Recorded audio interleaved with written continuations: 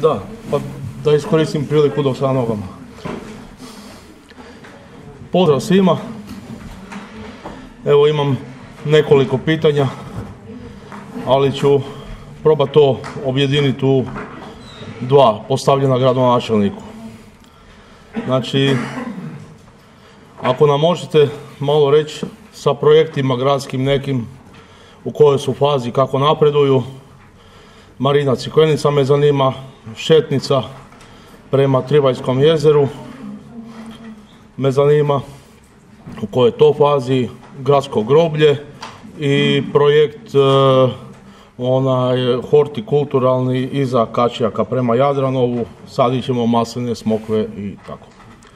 I drugo, interesira me što je sa gradskom imovinom, znači stara škola, koji dio je u funkciji, znači gore na katu je li se išta napravilo, zanima me što je sa zgradom prekršajnog suda, znači ovo preko puta grada, to je gradska zgrada, zanima me šta je sa Delfinom, znači prostor na Petaku i šta me još zanima.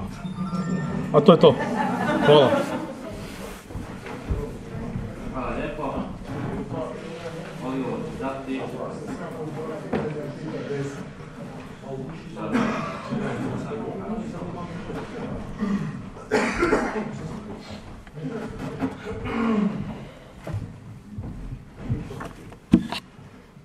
Dobro večer svima, lijep pozdrav. Kako ono bilo? Šta je sa projektima Šetnica, Dubračina, Šetnica, a ne ono tamo doli? A da, ono tamo. Jadranovo. To, sad, masline, to. Da. Groblje, onda, šta je još bilo? Marina. Da. Marinu će Veselko malo pojasniti. Naime, o čemu se radi?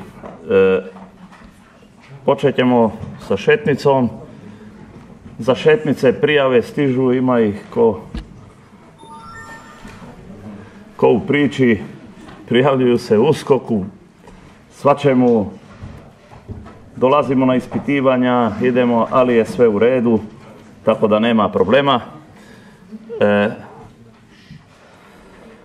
Šetnica Dubračina, kazat ću vam sljedeće. Prošli tjedan bila je svečana sjednica gradskog vijeća u Poreču. I predsjednik gradskog vijeća i ja smo išli na svečanu sjednicu, obzirom da je grad Poreč naš prijatelj, grad prijatelj. I tamo smo čuli vrlo interesantne podatke. Naime, ako se ne varam, predsjednik gradskog vijeća će me ispraviti, u turizam se ulaže oko 600 milijuna kuna, jer tako da je bilo govora? Bio je ministar turizma Lorencin. Oko 600 milijuna na području grada Poreča se ulaže u turizam i 36 ili 37 kilometara odvodnje financiraju Hrvatske vode. Mi smo imali gotove projekte prema Hrvatskim vodama, to je bio gornji kraj koje sami financiramo i Jadranovo, odvodnja, kanalizacija koje nismo krenuli u to jer je to značajna investicija. Zamislite koliko nas financiraju Hrvatske vode ove godine. Rekli su nam da nema novaca. Da nema novaca. Financira, čini mi se, čitavih 60 metara obalnog zida Dubračine. Pa onda postavljam pitanje, čak da li čitava Primorsko-goranska županija ima toliko investicija koliko ima jedan Poreč? Po pitanju investicija Hrvatskih voda. To je. Što se tiče Šetnice Dubračina. Mi imamo u proračunu sredstva za uređenje daljnjeg onoga dijela koji je još neuređen. Pomalo ćemo ići, ali nadam se da ćemo sljedeće godine možda i brže krenuti po pitanju uređenja korita Dubračine. raspisat će se natječaj za radove i to uređenje šetnice dalje ide. Po pitanju groblja, tražili smo lokaciju za groblje koji je akutni problem, to je bilo isto tako prema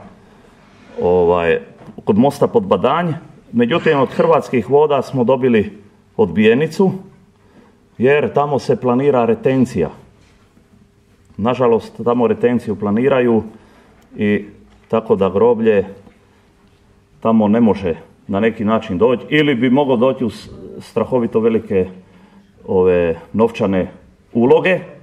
Međutim, evo jučer sam bio u Ministarstvu šuma, imamo jednu isto tako novu lokaciju za groblje, to je na području Opožareno, gore iznad Ladvića, gdje je država vlasnik 1/1 tog zemljišta, to je otprilike 4,5 hektara zemljišta.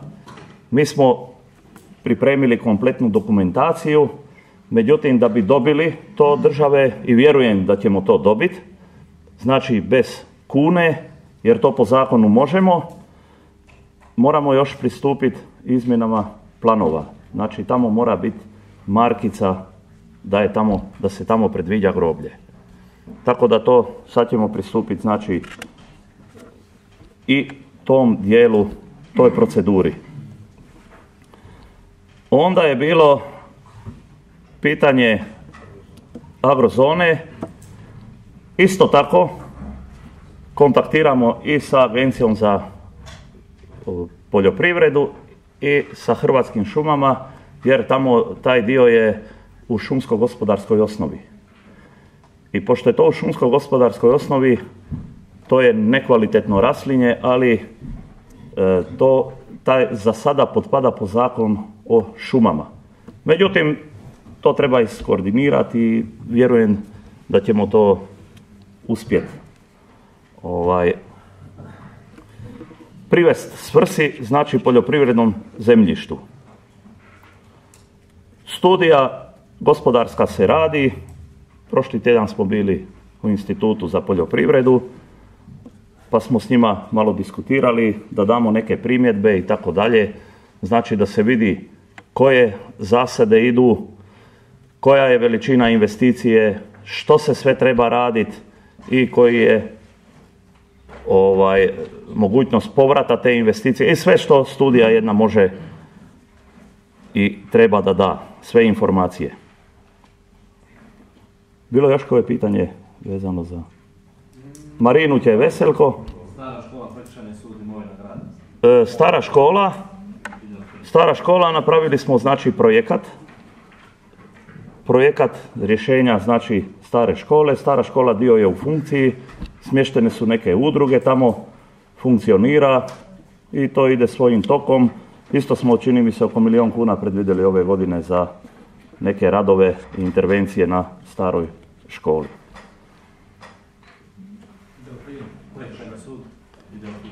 Prekršajni sud, to će kolega, i druge nema pitanja. Delfin isto.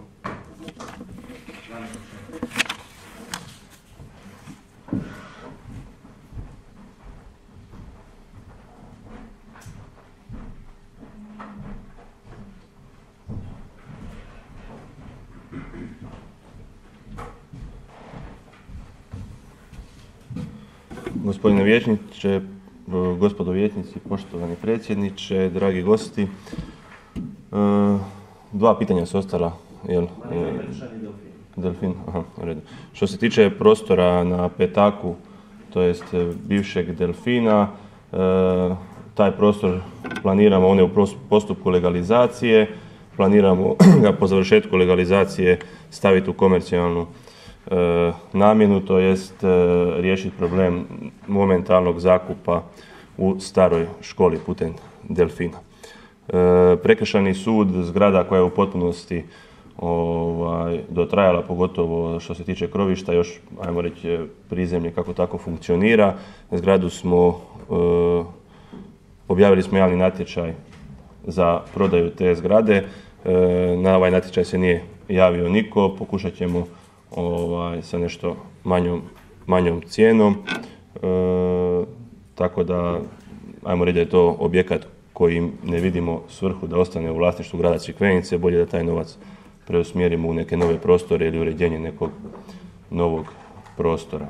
Marina Crikvenica, kao što znate, više puta smo o tome govorili, stojimo na točci da moramo odrediti formalnu granicu luke. Tu je pitanje lučke uprave, to jest Primorsko-goranske županije, koja mora tu granicu odrediti. Da bi nju odredila, zadnje na čemu smo radili jest, ajmo reći, zahtjev od lučke uprave da se ukine lučko područje ispod pumpe. Ako je to lučka uprava uputila u proceduru, onda bi trebalo doći na županijsku skupštinu i nakon toga bi se trebala odrediti formalna granica Marine Crikvenica. Nakon toga slijedi natječaj koji će provoditi Ministarstvo mora, prometa i veza, ako mu je tako još ima. Zahvaljujem.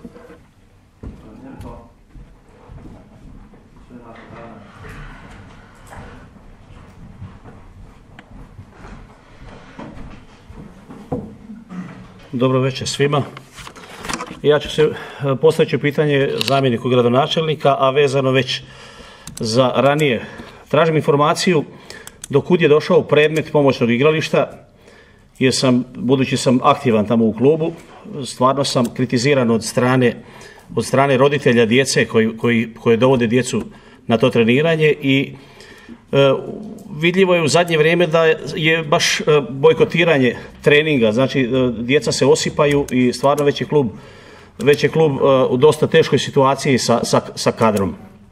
Znači tražim tu informaciju da vidimo i predlažem ako mogu da se taj jedan završni sloj pomoćnog igrališta postavi i da to treniranje krene prije finalizacije kompletnog projekta.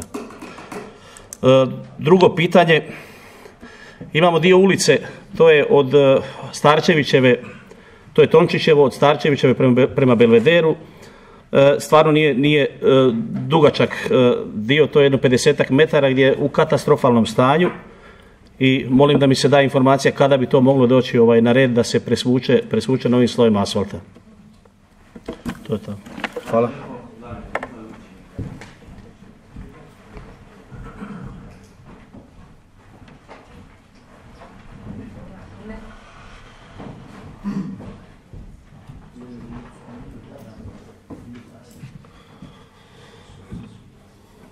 Evo, meni je žao da pomoćno nogometno igralište nije projekat koji je iza nas, to jest završen. Nažalost, u tom poslu smo uvelike onemogućeni. Mi smo ponovo dali snimanje i projektiranje tog dijela. Znate da je bila građevinska inspekcija po prijavi izašla na terenu na božićno vrijeme. Nakon par dana radova i nakon toga što su na kraju krajeva nogometni klub i svi su pokušavali taj postupak ubrzati, mi od građevinske inspekcije povratnu informaciju nemamo. Oni su sačinili zapisnik, zatražili od nas dokumentaciju i u ovom trenutku mi sa radovima na tom prostoru nismo u mogućnosti nastaviti. Dok se taj problem ne riješi, ja mislim da je to vrlo jasno. Neke sitne duše su opet pokušale i na neki način uspjeli nas usporiti. Ja se nadam da ćemo do kraja godine to realizirati. Sam broj djece i osipanje u klubu tog pomoćnog igrališta nema godinama već, tako da ne mislim da je toliko uzrokovan ovim zastojem u radovima. Meni je žao da nismo to uspjeli do sezone realizirati. Imali smo dobru namjeru i sredstva. Nažalost, tu smo di smo. Mi smatramo da nismo radili ništa što nije u skladu sa zakonom, no dok nas inspekcija o tome ne očita, nismo u mogućnosti ići u dalje zahvate. Drugo pitanje bilo je vezano za spust sa Tončićevoga.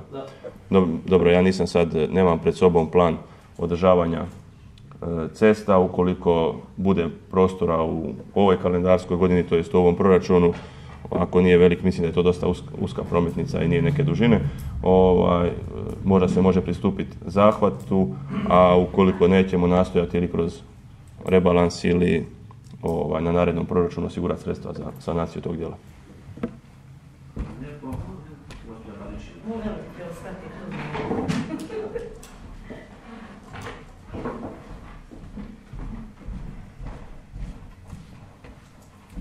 Gospodine predsjedniče, gradonačelniče sa suradnicima, dragi gosti i kolege vijećnice i vijećnici.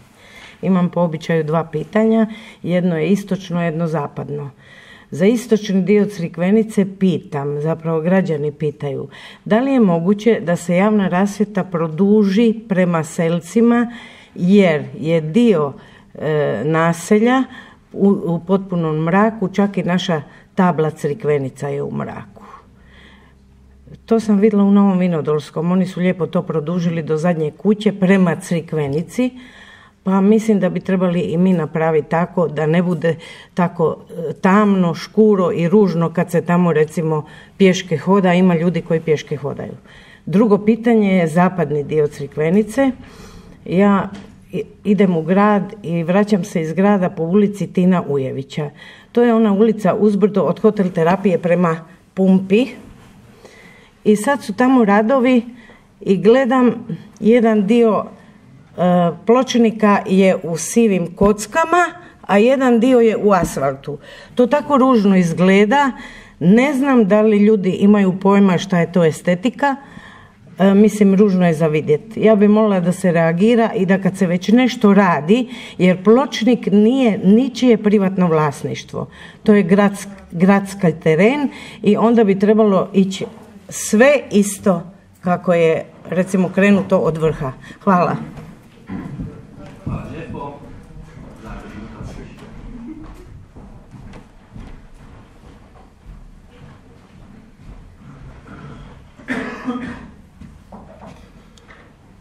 Što se tiče istočnog izlaza ili ulaza u Crikvenicu,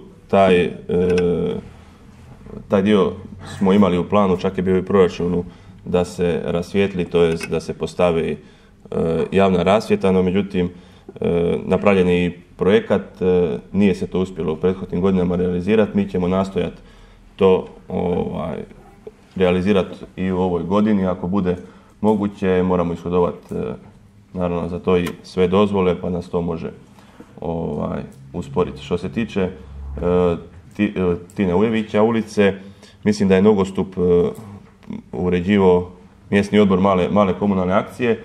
Ja znam da je djelomično, ja pretpostavljam da je to iz razloga kako su ljudi zahtijevali ispred svojih kuća. Nisam u potpunosti sa tim upoznat. Mislim da je to Murica je vodila nabavu i preko komunalnog poduzeća uređenje javnih površina, a možda Branko, ako bude kasnije, može reći vam točnije koju riječ. Zahvaljujem.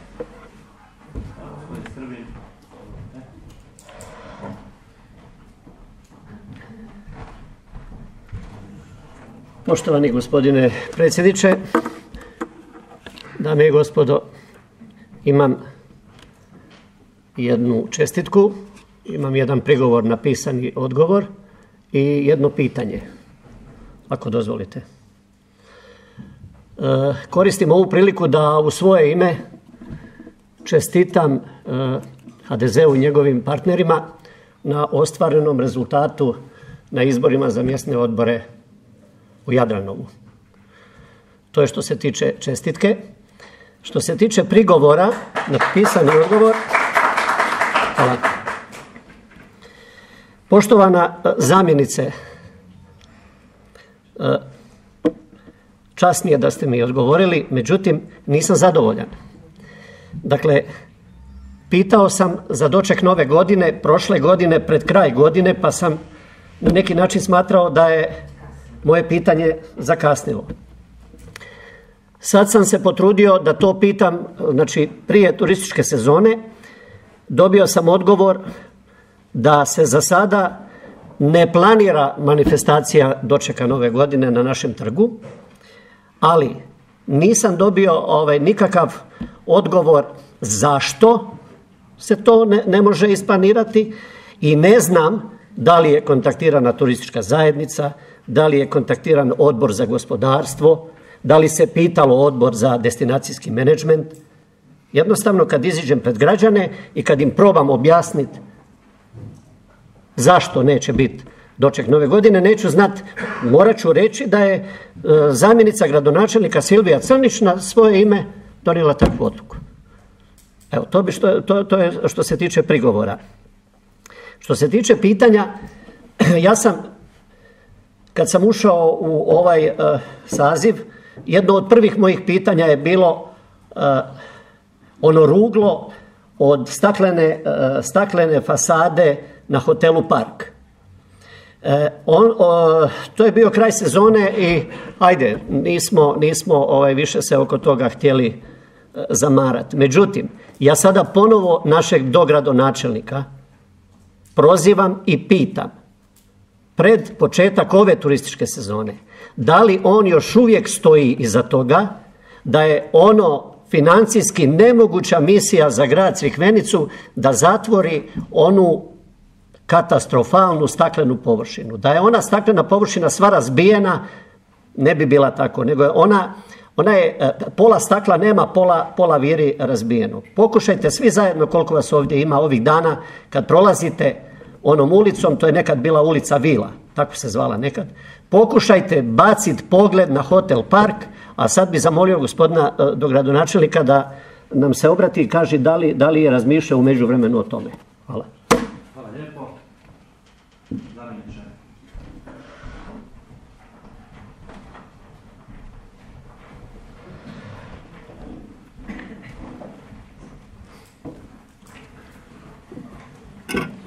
Evo, kao što znate, i zadnji put kad je to pitanje bilo postavljeno, spomenuo sam da smo već imali intervenciju na zatvaranju jednog dijela toga objekta.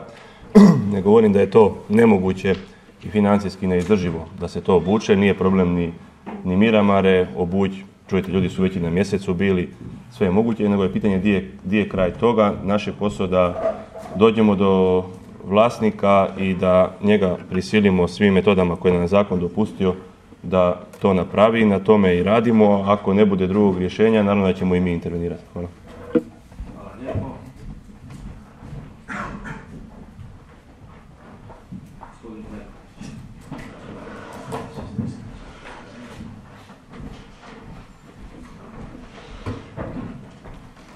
Evo, gospodin Pleković, dopustit ćemo dvije riječi, ako gospodin Baričević Hvala lijepo na mogućnosti da pojasnim ovo pitanje, poštovane kolegice i kolege. Znači, radi se o akciji koju je mjesni odbor poduzeo. Južni dio ulice Tina Ujevića, sav nogostup je obučen u asfalt. Znači, ako bi ozgora krenuli, onda bi to jako loše, jer gornji dio je raznolik, beton pa malo na dijelovima nema. Zadnji tlakavci koji se koriste, koji su se pokazali vizuelno vrlo dobrima, znači koji su na onom dijelu oko Vile Klaudije, postavljeni preko puta i s jedne i druge strane. Mjesni odbor je imao namjeru isto tako takve tlakavce postaviti i na ovom dijelu gdje je sad stavljen asfalt, ali na izričito traženje vlasnika nekretnine koji je rekao, kaže, ja hoću asfalt, iako sam mu ja predlagao tlakavac. Odlučili smo se za asfalt, jer je i tako cijeli južni dio ulice asfalt na nogostupu. Znači, da li malo više ili malo niže je taj spoj tlakavaca i asfalta je potpuno svejedno. Tako da je to postavljeno. U trenutku kada su krenuli radovi, vlasnik taj isti je zatražio da li bi mogli staviti tlakavce, ali nažalost financijska konstrukcija je bila zaključena, nije bilo moguće napraviti te izmjene jer je tlakavac znatno skuplji i nismo mogli napraviti tu promjenu. Evo, to je dva pitanja. Jedno pitanje za turističku zajednicu tiče se smeđe ili turističke signalizacije. Znači, zadnje nevrijeme kada je bilo pred jedno 6 mjeseci, dosta toga je počupano, još uvijek ti patriljci vire. Mislim da se pokazalo dosta lošim to rješenje u smislu čvrstoće stupova vertikalnih. I evo, sezona tu kuca, te informacije fale, jer radi se recimo na ulazu gore na raskrižju na Dugi Velikom, fali jedna tabla koja je imala dosta informacija. Evo, sad je prilika i promijeniti neke informacije s obzirom da su neki hoteli mijenjali nazive, pa se može sad na tim novim tablama staviti novi naziv. Pa me zanima šta je s tim, da li će se do sezone išta po tom pitanju sanirati. A drugo pitanje za gradonačelnike ili suradnike, ne znam ko će odgovoriti, a tiče se ti nekih, ja bih rekao, crnih točaka u smislu izgleda. Tu je kolega Skrbin već dotakao Hotel Park, tu je Hotel Miramare, pa i Hotel Eden, pa i ona pumpa na zapadnom ulazu, već sam jedanput to spominjao. Da li se pokušava sa razine grada na neki način apelirati, pokušati te vlasnike, znam da tu postoji dosta problema, da se nešto promijeni, ipak to ostavlja ovako jednu dosta lošu sliku, iako taj gost nema informaciju i ne zna da možda u dobrom dijelu situacija grad nema nikakve mogućnosti da to promijeni. Evo, to bi to bilo. I još dodatak jedan, znači molio bi onaj dodatak na odgovor za šetnicu Jadranovo, tražio sam bio dopunu mailom. Hvala lijepo. Nisam zadovoljna odgovorom.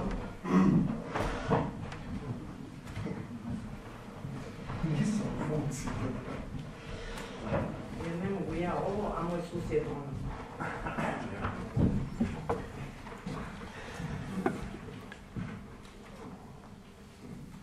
Evo, počet ću, drugo pitanje je bilo vezano za sve ine hotele. Malo se situacija pomakla, Hotel Miramare je, ajmo reći, na tržištu, možda se naći vlasnik koji će od to krenuti, a sa svim tim vlasnicima grad pokušava naći zajednički jezik ili ih pronaći, bolje rečeno, s obzirom da poznate sudbinu praktički svakoga od njih, cijeli grad je sa tim upoznat. Mi ćemo gdje god je moguće intervenirati maksimalno, no međutim nisu ti hoteli ni od jučer tamo srušeni i takvi, to je kontinuirani problem, evo pomalo se raspliće i nadam se da ćemo u sezoni biti ljepši nego prošle godine, barem po pitanju tih hotela. Bilo je pitanje postavljeno za turističku zajednicu, pa da ipak, pošto direktorice nema, Teja bi vam rekla da je nema, pa ću onda ja igrom slučaja vezano za table, ove će se sanirati jedine table. Grad Crikvenica je preuzeo obvezu promijeniti nekoliko tabli koje smo mi na zahvatu kod trga makli, pa smo u kontaktu sa firmom koja ih je u stvari postavljala. Bili su neki dan u Crikvenici, ja sam s njima bio na terenu, pa smo uočili te table na raskršću na Dugi, koje je bura uspjela saviti. U principu su to jedine, imali smo još jedan sudar sa autom table ili obrnuto i još nekoliko nadopuna koje smo mi dužni od strane trga Stjepana Radića, tako da će se signalizacija popraviti do sezone, a mislim da turistička zajednica upravo i projektira ostala naselja sa svojom signalizacijom. Hvala.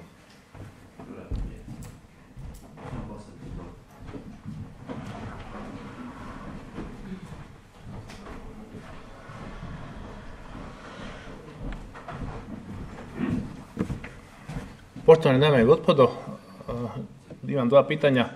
Prvo pitanje se odnosi na Jadran koji je izašao iz stečaja, odnosno na dionice koje je grad Crikvenica na osnovu dugovanja Jadrana postao vlasnik. Da li postoje nekakvi planovi vezano za te dionice, da li grad to planira prodati ili čekati neki povoljniji trenutak ili kupiti, evo kolega Manestar kaže. Drugo pitanje se odnosi na hotel Miramare. Koliko mi je poznato, tvrtka koja upravlja tim hotelom je u stečaju. Grad ima određena potraživanja, odnosno grad je sudionik u tom stečajnom postupku.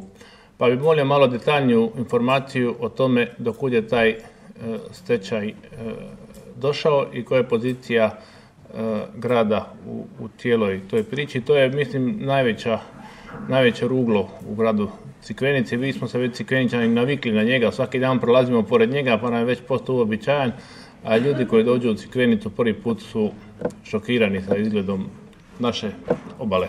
Hvala. Hvala lijepo.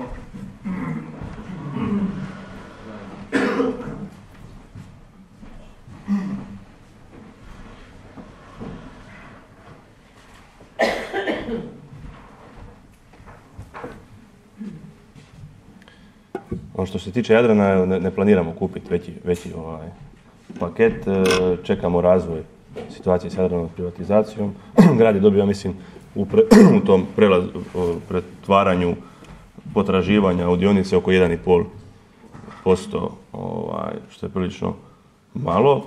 Što se tiče hotela Miramare, on je u stečaju, stečaj još nije završeno, međutim, kako bi rekli, ne zadržava se djelatnost, on se prodaje u cijelosti, grad Crikvenica je u drugom naplatnom, isplatnom redu i nije za očekivati da ćemo i jedno svoje dugovanje uspjeti namiriti prodajom hotela, s obzirom da su banke u ovom slučaju u prvom isplatnom redu sa kreditima, a one su više struki nego li je vrijednost objekta.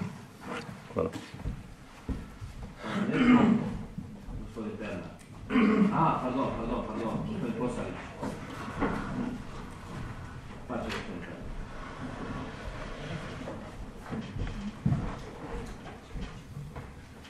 Evo, izrazio bih nezadovoljstvo odgovorom na pitanje vezano za hotel Miramare i molio bih da mi se odgovori u pisanom obliku. Znači, zamolio sam da nam se da nekakva detaljnija informacija o samom stečajnom postupku. Mislim da je tu bitnije kad će stečaj biti završen, nego da li će se grad Crikvenica u cijeloj toj priči naplatiti. Hvala.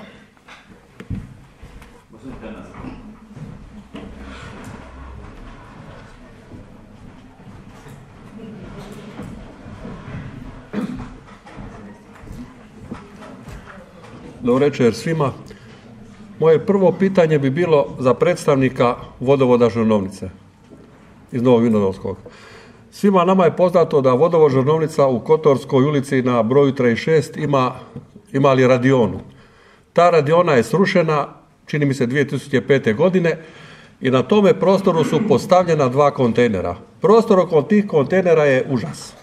Nasut je nekakav šljunak, tamo jedno brdo pijeska, na onim kontejnerima su nekakve cijevi, ruglo u centru grada. Pa me interesira, do kad vi mislite u Crikvenici tako ruglo držati, u centru Crikvenice? Do kad to planirate? A moje drugo pitanje se odnosi na područje trga Stjepana Radića. Taj trg je nov, lijep, skup, međutim na trgu uočavamo divlje ponašanje, tako se mora izraziti, pojedinih ljudi, pojedinih dobavljača, ulaze kamionom na trg, voze se po onom kamenu, iz onih njihovih hidraulika za iskrcavanje materijala curi ulje, imate to primjer ispred butige od Konzuma, vidite, sam Konzum na svoj zid od trgovine naslanja palete. Pa mene interesira šta će se po tom pitanju poduzeti. Hvala. Hvala lijepo.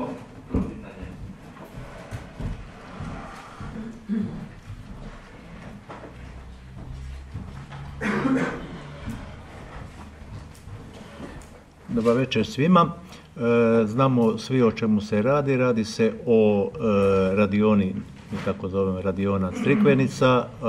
Na tom istom prostoru bila je stara zgrada koja je isto tako bila derutna i nije za drugo bilo nego za srušiti i praktično je, evo, sami ste rekli, pred 10 godina, ja sam mislio da je to prije 5, ali očito godine idu brzo.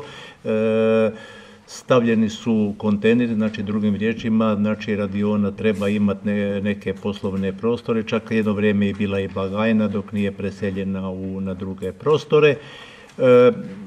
Vodovod je vlasnik te nekretnine, mislim da je procijenjena negdje oko 1 milijun kuna i postoje projektna dokumentacija za izradu stambeno-poslovne zgrade, no međutim evo sve stoji očito za kompletnu tu izgradnju i završetak projekta očito niti postoje normalno i potrebna financijska sredstva, a ni potrebe vodovoda i nisu za tolikom kvadraturom.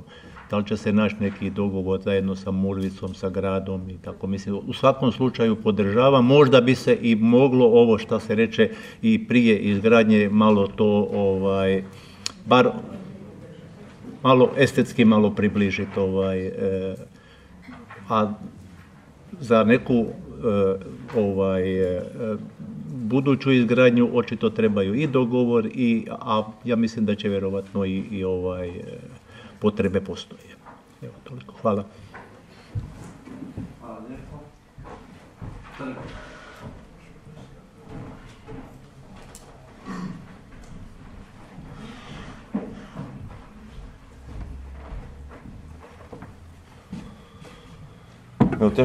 Teško je razumjeti da poslovni subjekti, to jest dućani ili ugostiteljski objekti, pekare koji rade na tom trgu, koji je nov, imaju obraza ili volje sami ispred sebe blatiti ili delati nered, kako god to nazvali. S jedne strane ćemo, uvidjeli smo taj problem, s jedne strane ćemo pokušati zatvoriti mogućnost prilaza kamionima na taj dio pomoću stalaka za bicikle, barem onaj dio prema fontani, a ono zadnje što nam ostaje to je djelovanje komunalnog redarstva, iako je vrlo teško očekivati da ćemo biti prisutni cijeli dan na tom prostoru. Znate i sami da je pretežito dostava ujutro, ali razne aktivnosti se odvijaju i popodne. Morat ćemo biti tu represivniji i na taj način pokušati očuvati red na trgu. Hvala. Hvala lijepo. Gospodin Antić.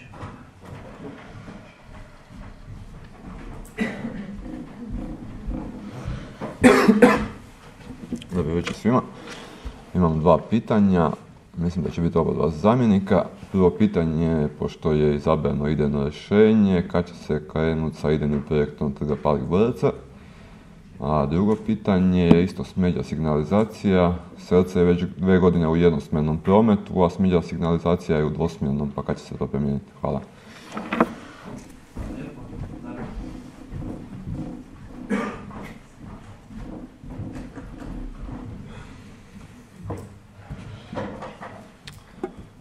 Sami ste rekli da je centar Selaca ili trg Selce natječaj urbanističko-arhitektonski završen.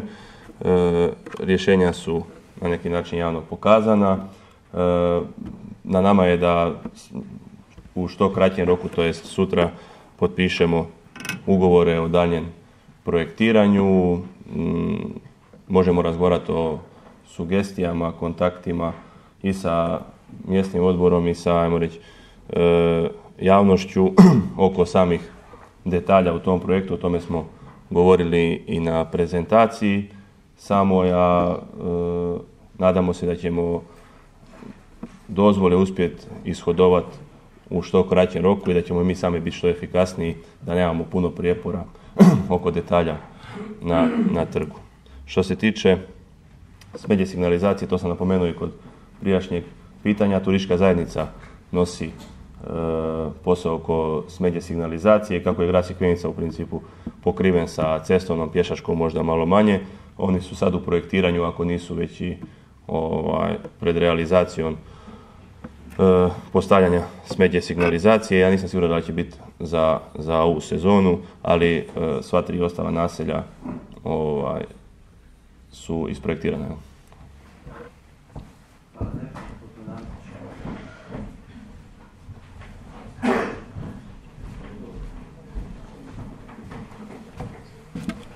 Samo bih zamolio za prvo pitanje pisani odgovor gdje će biti prihvaćene sugestije. Hvala.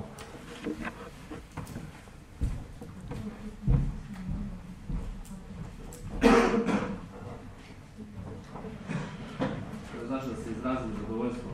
Dobro. Odlično. Gospodin Dorčan.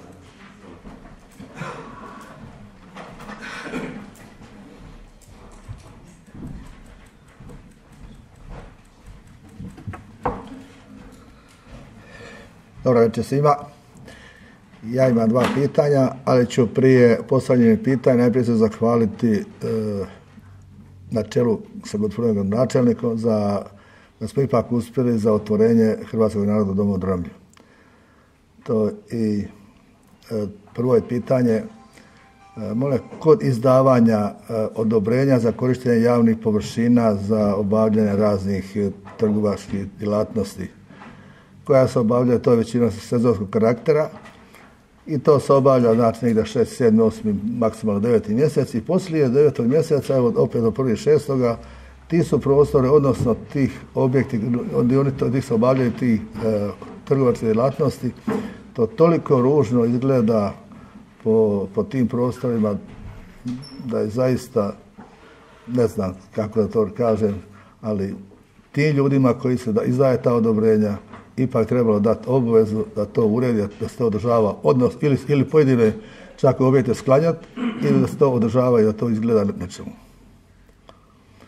Drugo pitanje je, u zadružnom domu u Dramlju je izdano više od mjesec dana i znači 1.5. je trebala biti otvorena trgovina u Dramlju. Do dana današnjeg nije. Probali smo stupiti u kontakt sa osobom koja je dobila na natječaju taj prostor. Ne javio se uopće na telefon i ne znam da li ima kakvu informaciju šta je sa tim čovjekom koji je dobio taj prostor. Hvala.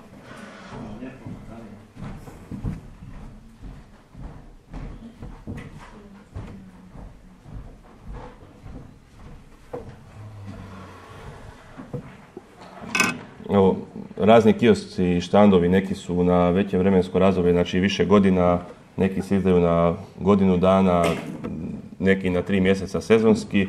Činjenica da na više lokacija se ti objekti ne uklone ili ako su višegodišnji, onda su zapušteni, to jest narušavaju nam izgled grada, a nažalost ne da se ne krene 1.4. nego 1.6. se eventualno počne uređivati, a dotle bure i nevremena naprave svoje. Morat ćemo iz te strane puno više paziti na to i na kraju krajeva ili zahtijeva da se objekti uklanjaju, pošto su to montažni objekti, ili da se drže u donekle urednom stanju. Što se tiče natječaja za dućan u Dramlju, mi također nemamo povratnu informaciju od najpovoljnijeg ponuđača.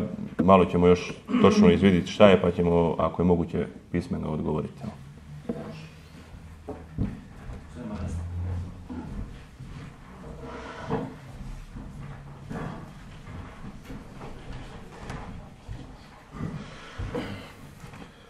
Poštovani predsjedniče, kolegice i kolege, gradonačelniče sa suradnicima, dragi gosti, imam 2 pitanja.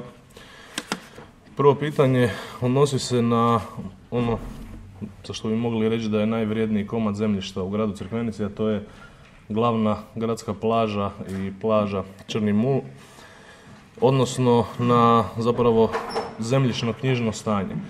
Naime, dobio sam informaciju da je Županijski sud u Rijeci prihvatio žalbu grada Crikvenice o upisu pomorskog dobra na tim nekretninama.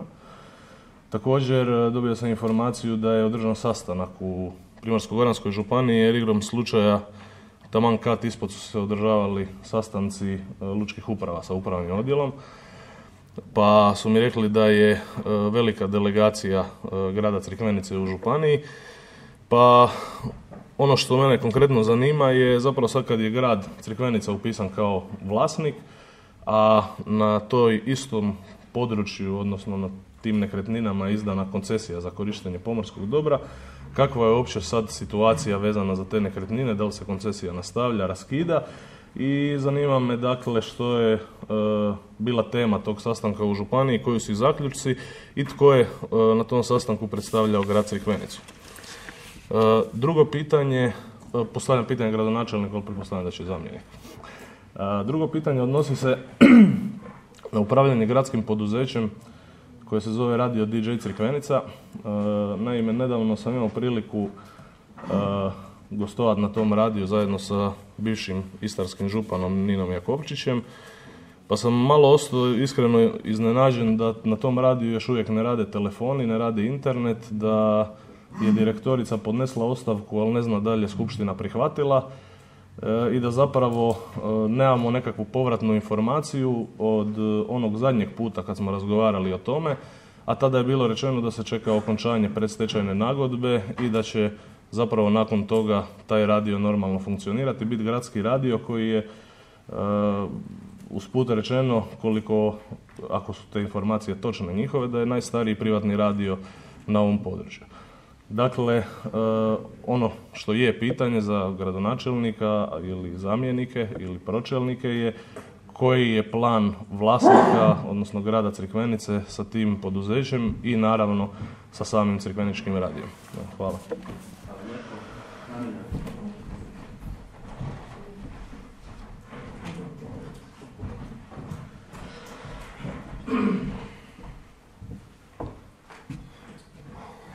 Evo, pitanja su bila, mislim, jasna, poduža, ja ću probati biti nešto kraći.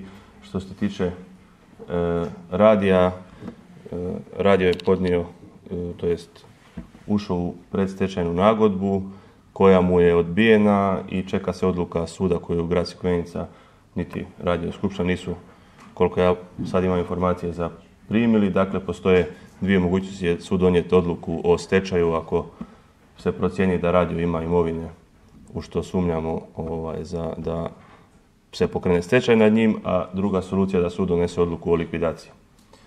Nakon te odluke suda mi možemo onda razmišljati šta ćemo i kako ćemo s radijom. Po pitanju sastanka u županiji, to je manje važno, mi smo se u stvari našli tamo po dvije različite točke, s obzirom da je gradonačelnik grada Crikvenice tražio sastanak u županiji, pa ajde, za to treba neko vrijeme. Naravno, dogodile su se u međuvremenu okolnosti, to jest grad Crikvenica je na županijskom sudu, istina, u našu korist je presuda i grad Crikvenica je upisan kao vlasnik otprilike 14 prilično velikih parcela, 2 na balustradi, 12 na gradskom kupalištu i upisan je kao vlasnik na objektima Katake, Sabije i gradskog plivališta. Ja mislim da je to jako pozitivna vijest. Mi nismo o tome javno do sad praktički ni govorili. Nas je županija zvala iz toga razloga, a na zahtjev nekolicine vijećnika vezano uz stanje sa koncesijama na pomorskom dobru kojima je davatelj županija, sastanak sa županijom, pošto mi mnoge odgovore vijećnicima nismo mogli dati, gradonačelnik je zamolio ukoliko je moguće da im se to sa strane samog davatelja koncesije i objasni kakvi su odnosi, to jest na koji način se dolazi do koncesije, s obzirom da se ajmo reći različite stvari događaju na tom dijelu pomorskog dobra. Na tom sastanku je grad Crikvenicu predstavljao gradonačelnik, a županiju mislim da je bila zamjenica župana i pročelnica nadležnog odjela.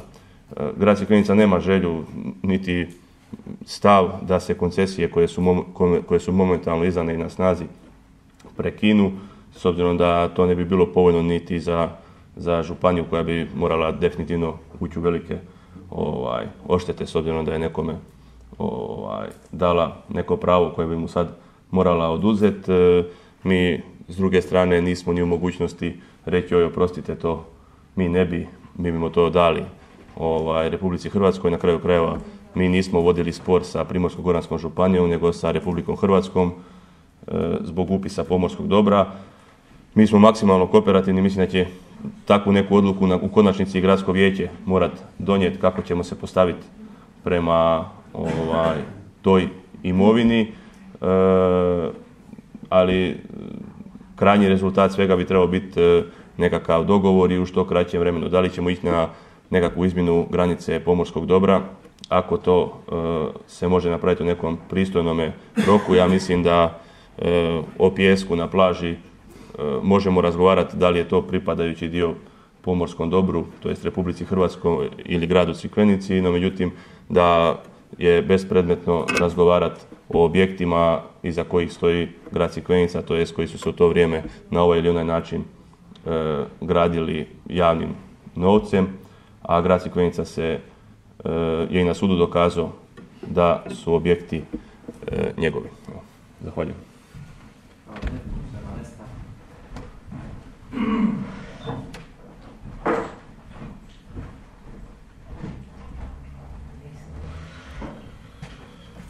Ja se zahvaljujem na odgovorima.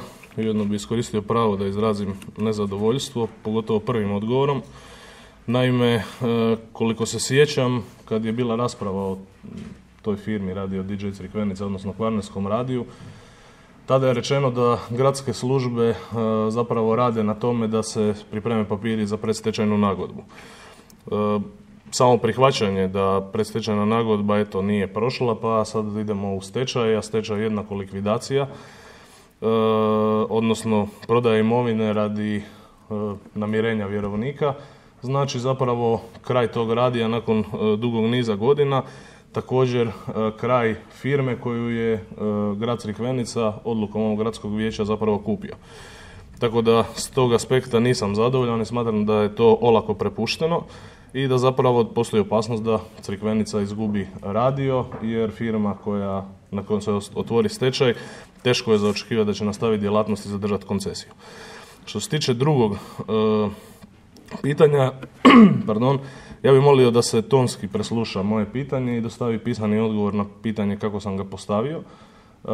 I nakon što dobijem to pitanje, evo, nadam se da ću na sljedećem vijeću imati prilike nešto reći, ali apsolutno se slažem sa zamjenikom i pružam punu podršku u tome da se te koncesije ne prekidaju, nego da se pokuša iznaći rješenje, naravno što povoljnije za grad Crikvenicu, jer sad je grad Crikvenica u jako dobrom položaju za pregovore. Hvala. Redu. Ako nema više javljenih,